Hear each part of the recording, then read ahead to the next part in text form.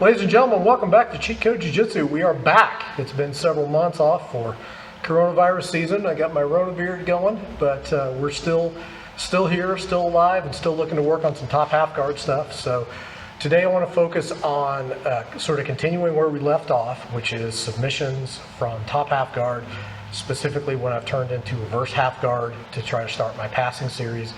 We're going to work on far arm attacks today. I've got a couple of different attacks to do for when the guy shoots the underhook. Usually that is, for him, a setup for when he's going to try to bridge and turn or something like that. Got some good far arm counters for that, so stay tuned. So where we last left off, I was getting into my top half guard position looking to pass. Last move that we did was the Joe bar, where I'm turning and attacking this bottom leg for a knee bar. More traditionally, if I get in here to half guard, I'm looking to turn, pin my knee deep into his hip, elbows in tight, and I'm looking to turn to reverse half guard. Now, if I can get here with no arm in, this is better for me from a passing perspective because it limits some of his options that he likes to do. So usually when I'm making that turn, I'm looking to get here and take this hand and swim inside so that when I make my turn, I can do this without the arm, if possible. Sometimes if Chris has sort of a shallow underhook in place, I will pin on top of it and then make my turn here. So he's got the underhook, but I've got it pinned. But guys like to shoot this underhook sometimes because this is usually some kind of a prelude to him breaking, posting, and then bridging and trying to take me back of some nature. But we've got a few different counters for that. But what I want to work on today are attacks on this far arm for when he goes and shoots the underhook. Really important, my bottom leg here, I have this kicked back as a post, and I'm up on my toes to try to keep him from being able to bridge back. So the most obvious attack that comes when you've got a bent arm like this across your body is a Kimura. Now I know guys who can get this. Usually this is going to come on when the guy on top is really tall and the guy on bottom is average height or shorter. But you can hook up underneath of here and get a traditional Kimura. That does not work for me. I am way too short, so I rarely do that. I get caught every now and then by guys looking to do that who are a lot taller than me, on top of me, but for me on top, that just doesn't work. So instead, I got two attacks I do. One of them is basically a double wrist lock, catch double wrist lock.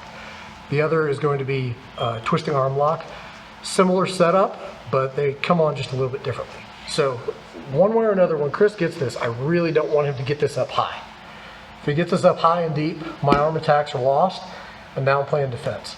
So when I feel the underhook shooting through, or when I turn to catch this, I want to drop my armpit right here, about an inch above his elbow, to pin that down. To set up the double wrist lock from here, I'm going to take this arm, do not reach back like this.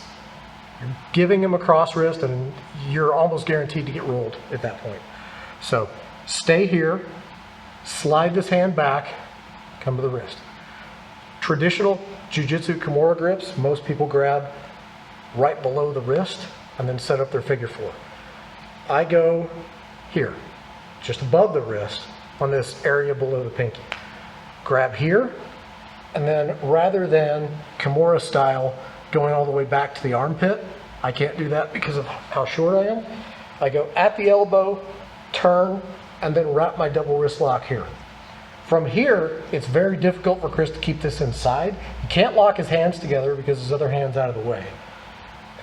And when I start cranking this up, I'm just applying a little bit of upward pressure with my left elbow, and then lifting this up, and you can see this torque that I've got in his hand. It's already turned over to the side. He has no power left in his arm. So now I can just bring that out, and he's already tapping before I even get it down. This frequently ends up in a much straighter lock than a traditional Kimura, because with a traditional Kimura, I want to lock this up with a very shallow angle on his arm. Even with a catch double wrist lock, I usually would prefer that.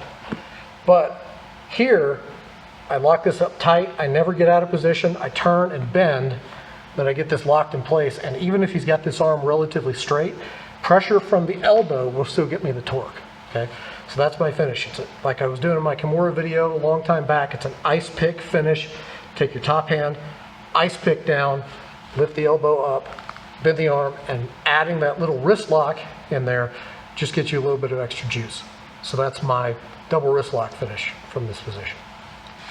Floating into twisting arm lock. This is one that I don't see a whole lot of people do. I got this from Ben the Badger Jones. I'll put a link to the original video I got this from. But it's a nasty sort of catch wrestling type move. I usually catch this similar setup, but when he's coming in, I'm going to drop on top of it, turn, and I'm leaving this really tight pinch at the elbow. Similar to the last move, I'm going to come out here and I'm going to grab his hand, and I'm going to turn. But this time I'm not going to weave through and grab my own wrist. What I want to do is I want to get close to the elbow, lock this in, and then just pinch. I don't want him to pull that out. If I go up too high, he's just going to pull that straight through. So my lock has to be from the bend of the elbow about an inch back. Now try to pull that out. Now you're stuck. Come back, grab, turn. Now from here, I'm having difficulty connecting my hands to get my double wrist lock. So instead, I'm just going to push. Now, usually you're not going to get this from like all the way back here. I'm going to have to dive forward a little bit. But as long as I have a good tight grip on this elbow, I can do that a lot more safely. If I'm up here and I lean forward and Chris can pull that elbow out, he's going to stiff arm me and I'm going to lose position. As long as I have that elbow fully trapped and he can't escape that hand, it's going to be very difficult for him to free himself. So I grab here, thumb right here by his thumb, pinky grip, twist, lean forward, and now I'm just pushing out. This one comes on super fast and it's kind of unexpected. You'll get a lot of panic taps with this, so be careful with it. Don't grab this and then just wrench it really hard. You might break somebody. But one of the keys to making this work, you see my elbow is bent right now. I want to pinch, and then as I twist, I'm starting to straighten my arm. His counter to this is he's going to have to bicep curl. Twisting the wrist makes it harder for him to do that. Extending my hand out to a solid frame makes it, now he's pushing back against a very solid frame. It's extremely difficult for him to bend his arm. Tight, twist, frame extend, got a tap already. If you can't get a tap there, keep going down, drop your elbow to the floor, and then just push straight through it. It becomes a really tight arm lock, and it's very hard to get out of. So both of those come on fairly similar in terms of the mechanics of getting them on. Lock up the elbow, but if you've got the room to reach through and get the double wrist lock, that's better control. You can't really get better control than a double wrist lock on somebody's arm. But even if you can't get that, or you've got somebody who's constantly pushing their arm out to keep it from bending, so you can't get the double wrist lock, twisting that wrist and shoving it out to make that twisting arm lock work is a fantastic counter. People do not see that coming, and it's really, really difficult to block that straight arm lock because once their wrist is twisted, it's very, very difficult for them to bend their arm back. So check those out, try to throw them into your game. If you like those, make sure you throw a like on the video and also subscribe to the channel. We are back. Jiu-Jitsu is here again, and so we're back filming. We should be back to a regular schedule of videos before too long. So stay tuned, we've got a lot more coming. Thanks a lot.